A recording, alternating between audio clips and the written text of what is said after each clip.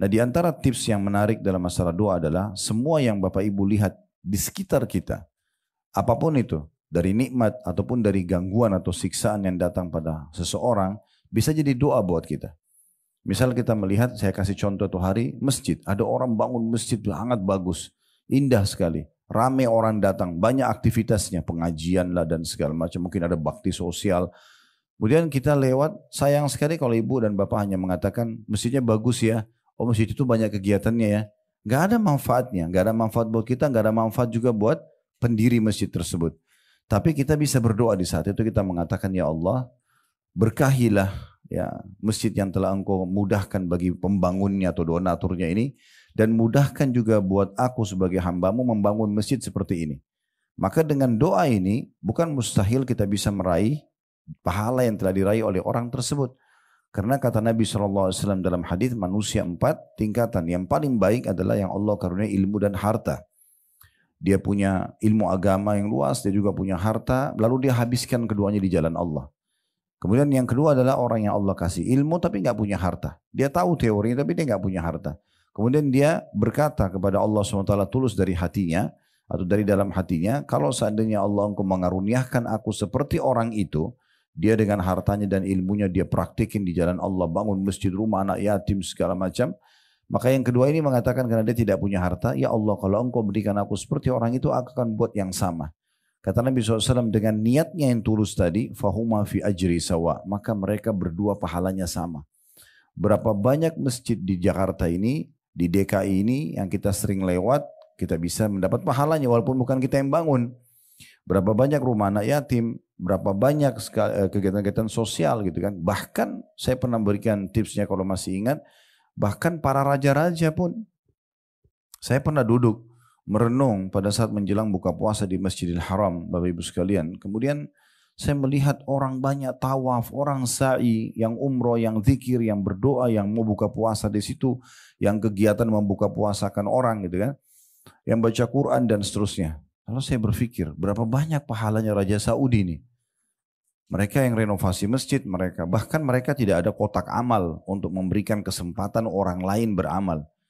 Ibu dan bapak kalau bawa uang biar ratusan miliar, mereka nggak mau terima. Ini buat Masjid Haram, mereka nggak mau. Karena mereka mau raih pahalanya sendiri. Makanya saya pernah sampaikan di Tower Jam itu, ya, yang besar, di bawahnya itu di dekat pintu masuk utama mallnya, itu ada tulisan wakaf Raja Abdul Aziz. Jadi memang itu hasilnya dari building itu, penjualan hotel, mallnya, itu dimasukkan pembangunan Masjidil Haram. Sekarang saya berpikir waktu itu, gimana caranya ya kita bisa meraih pahala seperti dia? Sementara untuk jadi Raja Saudi kayaknya nggak mungkin gitu kan. Iya kan? Tapi ini terjadi depan mata kita. Kita saksikan orang tawaf, orang sa'i. Kita aja kadang-kadang kalau berangkat sendiri kita anggap pahala kita sudah banyak. Apalagi kalau kita umrohin orang, apalagi kalau kita hajikan orang. Bagaimana dengan yang menyiapkan fasilitasnya? Tapi kita masih punya satu senjata, itulah doa. Kenapa kita nggak bilang, ya Allah kalau seandainya engkau berikan aku kesempatan seperti kerajaan Saudi atau siapapun yang merenovasi Masjid Haram, Masjid Nabawi, maka aku akan lakukan yang sama. Kalau Bapak Ibu tulus dalam hati bisa dapat pahalanya. Sehingga bukan hanya sekedar datang mengagumi bangunannya Masjidil Haram, pelayanannya atau yang lainnya gitu kan. Itu sangat luar biasa. Karena mereka memakmurkan masjid, mereka merawat Ka'bah dan seterusnya. Ini contoh-contohnya.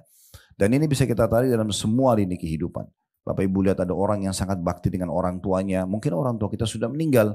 Kita bisa mengatakan kalau seandainya Allah, aku pun masih memiliki orang tua, aku akan berbakti yang sama. Begitu seterusnya.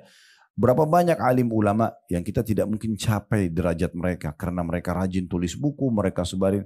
Tapi bisa dengan doa kita meraih pahala mereka. Berapa banyak para mujahidin, orang yang mati syahid. Mungkin kita nggak punya peluang yang sama. Tapi kita bisa berdoa. Mohon agar kita berikan pahala yang sama. Dan seterusnya, nah ini banyak sekali. Itu dalam perbuatan baik. Dalam kejahatan pun musibah, kita bisa berdoa. Agar misalnya ada terjadi longsor, gempa dan segala. Kita bisa berdoa, ya Allah berikan jalan keluar buat mereka. Ya Allah selesaikan permasalahan mereka. Mau muslim atau orang kafir, kita bisa raih pahala dengan doa kita. Kita berdoa kebaikan gitu kan. Dan kita bersyukur kepada Allah karena kita sedang tidak ditimpa. Semua itu pahala. Jadi tidak terlalu sia-sia apa yang kami. Nah, jadi kalau ibu dan bapak memposisikan doa seperti apa yang kami jelaskan tadi, disitulah bobot yang sebenarnya. Kalau hanya sekedar berdoa kapan mampu, kapan bisa, kapan butuh, ini sayang sekali. Ya, sayang sekali. Oleh karena itu doa ini sangat besar bahasannya. Kita bisa bayangkan mungkin doa yang selama ini kita anggap remeh, bagaimana Dr. Said menulis. Ini kalau buku kita ini ratusan lembar ya. Ini sampai halaman terakhir itu 164 lembar. Hanya untuk menjelaskan tentang masalah doa itu. Saking pentingnya kedudukannya. Ya. Jadi ini mungkin saya kembali mereviewkan dan mengingatkan. Supaya jangan pengajian kita berlalu begitu saja. Sayang gitu ya. Tidak usah lihat saya yang menyampaikan, tapi apa yang disampaikan kalau itu benar, menambah iman dan ilmu Bapak Ibu sekalian, diamalkan, diambil dan dipraktikin. Sayang sekali kalau hanya meramaikan majelis, kalau hanya karena diundang teman, kalau hanya ini dan itu, sayang sekali. Itu oke, itu akan ikut dengan sendirinya. Tapi kita ingin sesuatu yang luar biasa yang bisa kita dapatkan, yaitu bagaimana kita ambil keberkahan dan mempraktikkan isi ilmu itu sendiri. Baik, kita akan masuk pasal keempat di halaman 49. Kata Dr. Said hafizahullah, adab-adab berdoa. Berarti tata keramanya. Ya. Ini mungkin seperti SOP kalau di perusahaan. Nah, ini juga seperti misalnya kalau Bapak Ibu diundang ke istana presiden, kemudian ada protokolnya. Nah, itu sebenarnya seperti itulah ya. Harus seperti ini, harus jam sekian, harus ngomongnya harus seperti ini dan segala macam. Nah, itu sebenarnya adab-adabnya. Yaitu bahasa agama kita adab-adab. Kemudian juga dikuatkan dengan tempat-tempat dan waktu-waktu dikabulkan doa. Nah, ini luar biasa penjelasan Dimai. Jadi kita bisa tahu di mana tempat dan waktu yang paling tepat kita sampaikan keperluan kita kepada Allah Subhanahu wa taala. Baik, pembahasan pertama akan dibahas tentang masalah adab-adab doa. Bermula dari poin pertama, memulai dan mengakhiri doa dengan alhamdulillah dan bersalawat kepada Nabi SAW. Ini sudah pernah kita jelaskan. Ibu dan bapak minimal bilang alhamdulillah wassalatu wassalamu ala rasulillah. Minimal sekali. Ya. Dan usahakan kalau bisa semua aktivitas dimulai dengan ini. Semua aktivitas. Ibu mau mulai masak, ibu mau mulai keluar rumah, bapak mau aktivitas kerja, apa saja. Maka mulai dengan alhamdulillah wassalatu wassalamu ala rasulillah. Karena kata Nabi SAW, kullu amrin la yubda bismillah fahuwa aqta. Semua perkara yang tidak dimulai dengan nama Allah maka terputus dari rahmat. Minimal bismillah, minimal alhamdulillah. Kita mulai dengan itu ya. Apa saja aktivitas kita tentunya. Kemudian salawat juga begitu. Karena salawat ini selalu dipartnerkan dengan memuji Allah. Kalau kita baca alhamdulillah saya sebenarnya sudah cukup. Tapi membaca salawat maka itu terutama dalam doa akan mendatangkan sebab ijabah doa tersebut. Disebutkan dalil pertama dari riwayat Ali bin Abi Thalib radhiyallahu anhu, beliau berkata kullu du'ain mahjubun hatta yusalla ala Muhammadin sallallahu alaihi wasallam wa ali Muhammad. Setiap doa terhalang hingga diucapkan salawat kepada Nabi Muhammad sallallahu alaihi wasallam dan keluarga Nabi Muhammad sallallahu alaihi wasallam. Ini diriwayatkan oleh At-Tabarani di Mu'jam al-Awsat, tentu ada footnote di bawah ya, nomor 62. Jilid 4 halaman 448. Kemudian juga di bawah masih di footnote ya, ada hadis Anas radhiyallahu anhu. Kalau Bapak Ibu pegang bukunya di halaman 49 lihat footnote di bawah 62. Setelah saya bacakan tadi riwayat Tabarani, saya langsung pindah beberapa baris ke bawah yang hadisnya yang dalam bahasa Arab dari Anas bin Malik radhiyallahu anhu, dari Anas dan dari Umar radhiyallahu anhuma. Beliau berkata, "Inna du'a mauqufun bainas sama'i wal ardi la yas'adu minhu syai'un hatta tusalli ala nabiyyika sallallahu alaihi wasallam." Sesungguhnya doa itu tertahan antara langit dan bumi sehingga engkau bersalawat kepada nabimu Muhammad sallallahu alaihi wasallam. Diriwayatkan oleh Tirmidzi. Riwayat ini memberikan pelajaran kepada kita Bapak Ibu sekalian bahwasanya doa itu ada yang diterima, ada yang ditolak dan ada yang tertahan. Ya. Kalau doa diterima memenuhi syarat semuanya maka akan diterima. Dan sudah pernah kita jelaskan di beberapa pasal sebelumnya kalau kita berdoa maka bisa melalui 3 tahapan, bisa diberikan langsung atau dihilangkan musibah yang setimpal dengan doa kita. Misalnya ibu dan bapak baca Rabbana atina fid dunya hasanah sampai satu kali, ternyata masalah kita itu musibah atau ujian yang akan datang butuh doa ini 3 kali. Maka berarti dia belum berimbang, ya. Berarti nanti musibah itu hanya berkurang sepertiganya. Tapi kalau kita baca 3 kali, maka akan hilanglah musibah tersebut atau tidak menimpa kepada kita. Nah itu maksudnya akan menghilangkan musibah yang setimpal dengan doanya. Kemudian atau setingkat dengan doanya, selevel dengan doanya. Kemudian bisa juga disimpankan untuknya pada hari kiamat nanti, kan gitu. Baik, di sini kita bisa lihat bahwasanya doa itu penting untuk selalu dibaca, diamalkan. Dan ada doa yang diterima langsung, tadi dengan 3 tahapan itu, ada doa yang ditolak. Di antaranya hadis yang pernah kita jelaskan, diangkat juga oleh penulis, ya, doa itu akan diijabah selama tidak meminta dosa, ya, kemudian tidak memutus silaturahim dan tidak tergesa-gesa. Ini pernah kita jelaskan ya. Kalau 3 hal ini ada Bapak Ibu sekalian, maka doa Bapak Ibu tertolak.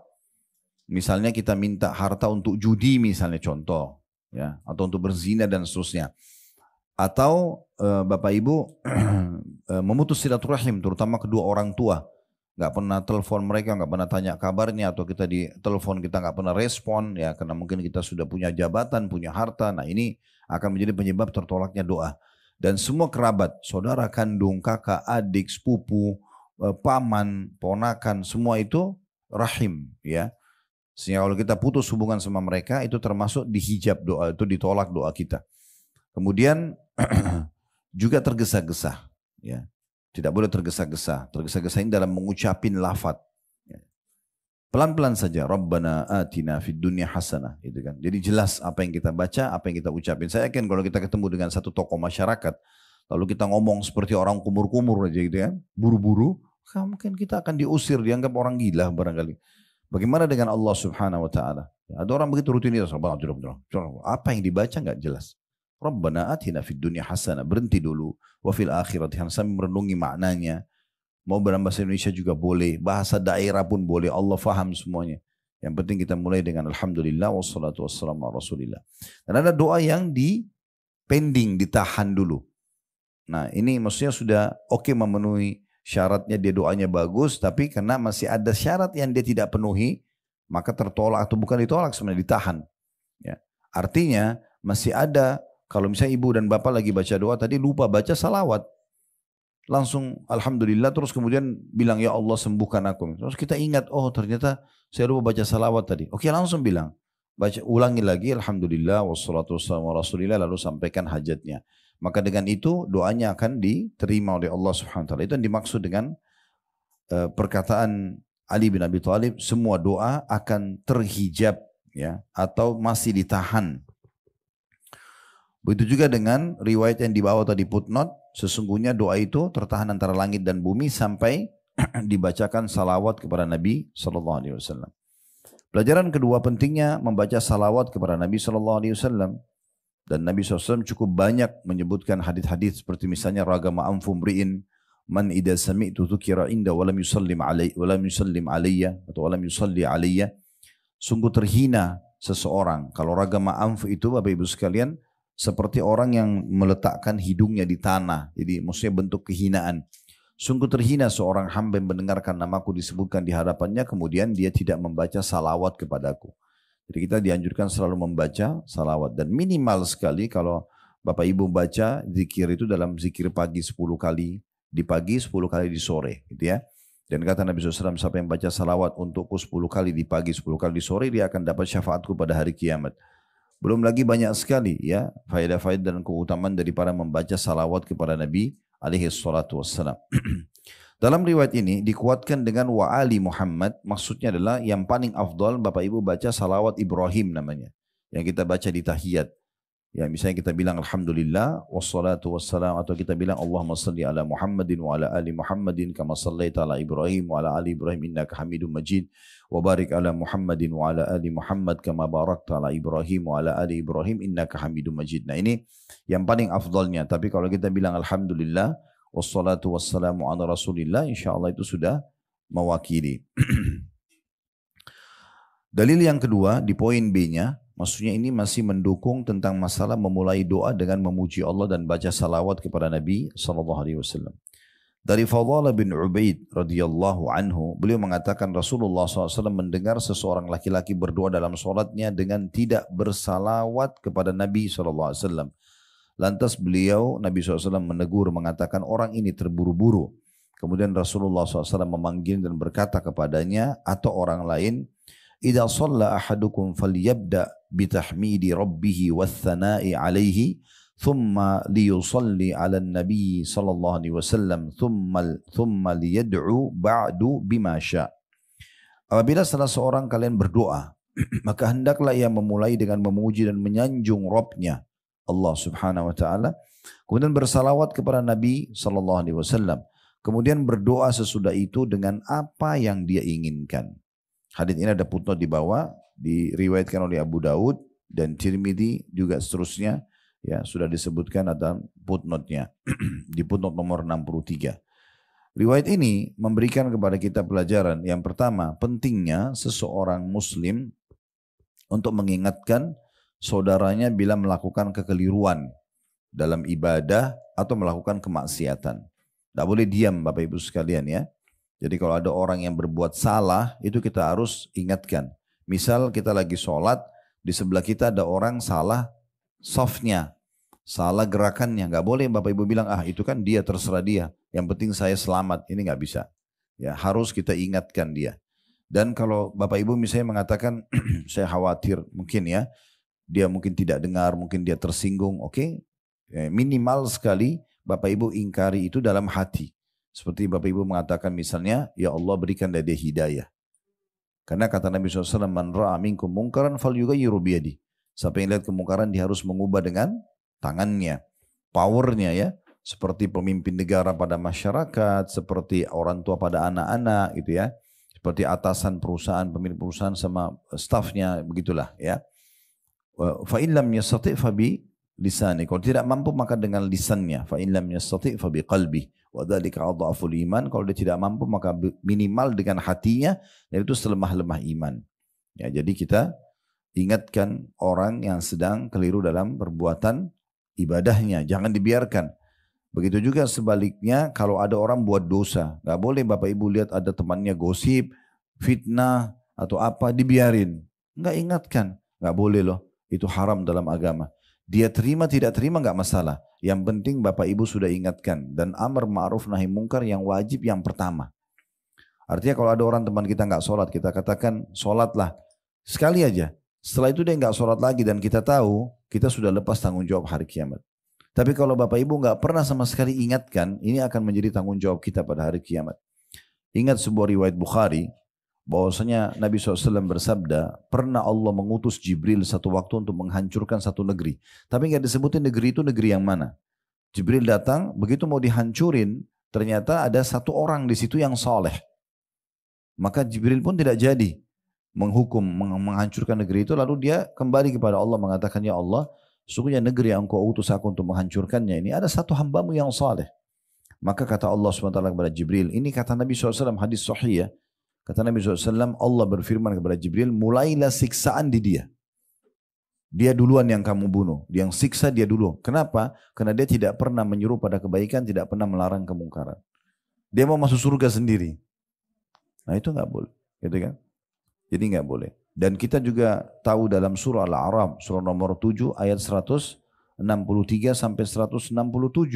Itu menjelaskan tentang penduduk negeri Ilah. Itu sekarang negeri itu Ilah di Palestina ya. Di situ dulu ada Bani Israel pengikut Nabi Musa. Salah satu hukum mereka nggak boleh mancing hari Sabtu. Nggak boleh mancing hari Sabtu. Tapi mereka ini terbagi menjadi 3 golongan masyarakatnya. Golongan pertama itu yang melanggar. Cara melanggarnya mereka mau manipulasi. Caranya hari Sabtu nggak boleh mancing, malam Sabtu mereka pasang jala, hari Ahad mereka ambil hasilnya. Jadi ikan yang masuk hari Sabtu dia nggak ambil apa-apa, tapi hari Ahad baru diambil. Dia mau manipulasi supaya bisa jadi halal buat mereka. Ini melanggar hukum Allah di saat itu. Bukan masalah ikannya, tapi masalah memancingnya di hari Sabtu, peraturannya di saat itu begitu. Golongan kedua yang melarang golongan ini. Mereka ingatkan, jangan lo, nggak boleh lo, gini dan begitu. Diingatkan. Gitu kan. Kemudian golongan ketiga, ini yang unik nih. Orang-orang yang beriman sama Allah, tetapi mereka bukan mengingatkan orang yang sedang melanggar. Mereka mengingatkan justru orang yang mengingatkan si pelanggar. Saya ulangi lagi, di Ila ada 3 kelompok. Yang pertama orang yang melakukan perbuatan salah ya. Mereka tetap mancing walaupun dilarang. Golongan kedua mengingatkan, jangan lo, nggak boleh. Ini yang selamat nanti. Golongan ketiga, dia bukan datang ke golongan pertama. Dia bukan bilang, kamu nggak boleh lo ikut sama golongan kedua, nggak. Dia malah datang ke golongan kedua yang melarang golongan pertama tadi sambil mengatakan, untuk apa, biarin aja. Nanti masuk neraka sendiri kok. Nah gitu. Akhirnya waktu Allah ubah, Allah kutuk penduduk Ila menjadi kera, itu yang kena kutukan golongan pertama sama golongan ketiga. Golongan ketiga juga kena. Mereka beriman sama Allah, mereka tidak melanggar hari Sabtu mancing, tapi mereka tidak melarang si perbuat mungkar, malah yang dilarang orang yang buat kebaikan. Jadi kayak misalnya gini, contoh rasionalnya, ada seorang ibu atau bapak di sini yang hadir, misalnya ada temannya tidak sholat, dia ingatkan, sholat loh. Tapi ini misalnya si A ingatkan si B. Tapi ada orang si C datang, dia bukan ikut dengan golongan A, ingatin si B. Kamu gak sholat nanti masuk neraka loh, dosa gini-gini. Enggak, dia malah bilang sama si A, udahlah gak usah urus si B itu, biarin aja. Dia masuk neraka sendiri kok. Nah, dia malah biarkan, dia malah tahan orang untuk melarang kemungkaran. Nah ini kena juga hukuman nih. Oleh karena itu hati-hati sekali ya. Ini termasuk dalam hal yang perlu kita garis bawahi dalam penyampaian kita ini. Makanya Nabi SAW di sini mengingatkan sahabat yang buru-buru pada saat berdoa. Nabi gak diamkan. Di sini katakan kan di halaman 50 itu ya, sambungan dari paragraf sebelumnya. Bagaimana Nabi SAW lihat sahabat, ada yang mengatakan, ya Allah ampunilah aku. Kemudian Nabi mengatakan, orang ini terburu-buru sekali. Kemudian beliau pun memanggil orang itu lalu mengingatkannya. Mengatakan, kalau kalian, salah seorang kalian ingin berdoa, maka hendaklah ia mulai dengan memuji dan menyanjung Rabbnya, kemudian bersalawat kepada Nabi SAW, kemudian berdoa sudah itu dengan apa yang dia inginkan.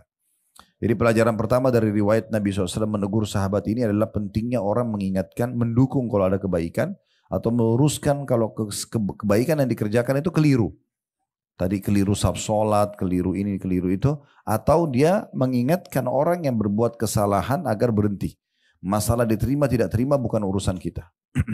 Pelajaran kedua, pentingnya orang memuji Allah Subhanahu wa taala pada saat mau berdoa. Ya, kemudian pelajaran ketiga, juga pentingnya seseorang membaca salawat kepada Nabi SAW kalau ingin berdoa. Selanjutnya masih di dalil nomor 2 atau di B ya. Maaf, dalil B atau dalil nomor 2 di poin 1 tadi ya. Tentang masalah memulai dan mengakhiri doa dengan alhamdulillah, juga membaca salawat kepada Nabi SAW. Rasulullah SAW juga pernah melihat seorang laki-laki lain berdoa dengan memuji Allah dan mengucapkan alhamdulillah, kemudian bersalawat kepada Nabi SAW. Maka Rasulullah SAW bersabda, ayyuhal musalli ud'u tujab wasal tu'ta. Artinya, wahai orang yang sedang sholat, berdoalah pasti engkau akan dikabulkan, dan mintalah pasti engkau akan diberi. Hadis ini diriwayatkan oleh An-Nasai juga Tirmidzi. Ada footnote di bawah nomor 64. Jadi dari dua buah riwayat ini, kalau yang pertama karena tidak baca memuji Allah, tidak baca salawat, dipastikan doanya ditolak. Itu kan Nabi ingatkan. Kemudian riwayat yang kedua, justru ada orang yang depan Nabi pada saat dia sedang berdoa, dia baca alhamdulillah, dia baca salat pada Nabi SAW. Nabi mengatakan, wahai orang yang sedang sholat, kebetulan dia habis sholat, dia berdoa. Nabi bilang, sekarang setelah kau puji Tuhanmu Allah dan baca salawat, maka berdoalah engkau akan dikabulkan, dan mintalah engkau akan diberi. Dalil ketiga di poin pertama, masalah pentingnya memulai atau adab SOP doa itu, yang nomor 1 adalah memulai dengan alhamdulillah dan membaca salawat pada Nabi SAW. Dalil ketiganya dari Abdullah bin Mas'ud radhiyallahu anhu, dia berkata, saya sedang sholat. Ketika itu Nabi SAW bersama Abu Bakar dan Umar radhiyallahu anhuma, tak kala saya duduk. Saya mulai memuji Allah, kemudian membaca salawat atas Nabi SAW, kemudian saya berdoa untuk diri saya. Maka Nabi SAW bersabda, sal tu'ta, sal tu'ta. Artinya, mintalah sekarang, maka kau akan diberikan. Mintalah sekarang, maka kau akan diberikan. Ya, jadi 2 kali Nabi SAW menyebutkan masalah itu. Dan dari riwayat ini kita ambil pelajaran. Yang pertama, pentingnya seseorang itu selalu menjaga sholatnya. Karena di sini Abdullah bin Mas'ud mengatakan, saya sedang sholat. Ya, menjaga sholat wajib, sholat sunnah, dia menjaga on time, Dan saya sudah pernah sampaikan kalau sholat ibu dan bapak harus perhatikan 3 hal agar maksimal pahalanya. Tepat waktu, tepat gerakan, dan tepat bacaan. Kapan ini bisa, maka maksimal pahalanya. Gitu kan. Sebaliknya berarti orang yang lalai, misalnya tidak tepat waktu, tidak tepat gerakan, tidak tepat bacaan, maka akan amburadul semuanya. Gitu kan. Sementara sholat adalah amal yang paling pertama dihisab pada hari kiamat nanti. Ini pelajaran pertama dari riwayat Ibnu Mas'ud karena beliau sholat dan kita ambil pelajaran pentingnya menjaga sholat. Kemudian yang kedua pentingnya membaca salawat, memuji Allah dan baca salawat para Nabi SAW dalam doa. Dan dipastikan kalau ibu dan bapak lakukan ini maka akan diterima doanya. Akan diterima doanya. Karena Abdullah bin Mas'ud setelah baca salawat, muji Allah dan salawat, Nabi SAW mengulangi 2 kali, mintalah kau akan dikasih, mintalah kau akan dikasih. Imam Ibn Qayyim rahimahullah menyatakan bahwa salawat kepada Nabi SAW ketika berdoa ada 3 tingkatan. Yang pertama, bersalawat kepada Nabi SAW sebelum berdoa, setelah puji-pujian kepada Allah. Kayak Alhamdulillah, kemudian membaca wassalatu wassalamu rasulillah, lalu berdoa. Tingkatan kedua, mengucap salawat kepada Nabi SAW di permulaan, pertengahan, dan di akhir. Maksudnya ini level yang lebih baik lagi. Ibu baca dan bapak sekalian, memulainya setelah Alhamdulillah wassalatu wassalamu rasulillah. Berjalan misalnya 5-6 doa, ibu salawat dan bapak salawat lagi kepada Nabi SAW. Baru nanti di akhir ya salawat lagi. Ya. Ini tingkatan kedua. Tingkatan ketiga bersalawat kepada Nabi SAW di awal dan akhir doa. Sedangkan doa yang dimohonkan di tengah keduanya salawat tersebut. Maksudnya yang ketiga ini adalah dimulai dengan salawat, diakhiri dengan salawat. Tengah-tengahnya doa. Ya. Ini tingkatan-tingkatannya. Jadi tingkat yang kedua itu jauh lebih banyak salawatnya. Yaitu salawat di awal, salawat di tengah, dan salawat di akhir. Ini yang pertama, adabnya doa. Yang kedua, Bapak Ibu sekalian, berdoa di kala senang dan susah. Artinya tidak berdoa hanya pada saat susah saja. Tadi saya sudah kasih gambaran kayak misalnya doanya pada saat lagi sakit saja nggak bisa sembuh-sembuh. Mungkin sudah konsul sama 20 dokter tapi nggak sembuh, akhirnya baru sholat malam, baru tawaf umroh untuk minta doa. Padahal sebenarnya dari awal, ingat dalam Islam kita diajarkan sebagai seorang muslim sebelum aktivitas berdoa. Makanya berdoa sebelum makan, berdoa sebelum masuk kamar mandi, berdoa sebelum tidur, berdoa sebelum biologis, berdoa sebelum keluar rumah dan seterusnya. Berarti kita berdoa dulu, baru kita beraktivitas. Sayangnya kita malah aktivitas dulu, baru nanti doa kita anggap kalau perlu baru diucapkan. Ini keliru. Ya, itu dititik beratkan di sini. Dalilnya dari Abu Hurairah radhiyallahu anhu, beliau berkata, Rasulullah SAW bersabda, "Man sarra an yastajiba Allahu lahu 'inda syada'idi wal qurab, falyukthir ad-du'a fir rakha." Barang siapa yang senang atau ingin bahwa Allah mengabulkan doanya ketika ia sedang kesusahan dan kesempitan hidup, maka hendaklah ia banyak atau perbanyak doa di waktu senang atau lagi lapang. Ada footnote di bawah 67 tentunya ya, diriwayatkan oleh Tirmidzi. Dan juga terusnya adalah Hakim juga meriwayatkan, Az-Zahabi juga setuju, Imam Albani, Syalbani juga menghasankan, tapi kita tidak baca semua footnote-nya karena sudah jelas di buku Bapak Ibu semuanya footnote tersebut. Tapi yang jelas hadis ini adalah hadis yang dihasankan oleh para ulama. Jadi dari hadis ini kita ambil pelajaran bahwasanya pentingnya seseorang seringkali berdoa di waktu-waktu dia sedang senang. Lagi sehat, lagi gembira, lagi tamasya keluarga. Karena biasa orang Bapak Ibu sekalian ini unik ya. Kalau dia lagi rekreasi justru jauh dari ibadah. Contoh tidak usah jauh-jauh, dari sini ke puncak aja misalnya. Lagi hari weekend sama keluarga. Itu malah mungkin ya zikir pagi petangnya malah luput. Mungkin malah zikir sholatnya buru-buru. Padahal sebenarnya justru lagi lapang banget itu. Beda dengan pada saat kita lagi di kota kita, lagi padat aktivitas. Kita masih sempatin zikir habis sholat. Kita masih sempatin sholat berdoa antara azan iqamah. Tapi kenapa malah kalau kita lagi lapang terbalik gitu kan. Makin terbuka pintu rezeki, makin nyaman, malah makin jauh. Nginap di hotel bintang 5, malah nggak salat tahajud. Kan ini agak unik. Kebablasan tidurnya. Kenapa? Harusnya kan justru makin dekat dengan Allah Subhanahu wa taala, kan gitu. Makin meluang peluang hartanya, makin perhitungan. Kasih nggak orang ini? Misal contoh, sebenarnya semua itu justru penyebab nanti kalau kita sedang ya susah akan diijabah dan diberikan oleh Allah Subhanahu wa taala. Jadi pelajaran yang pertama yang bisa kita ambil adalah pentingnya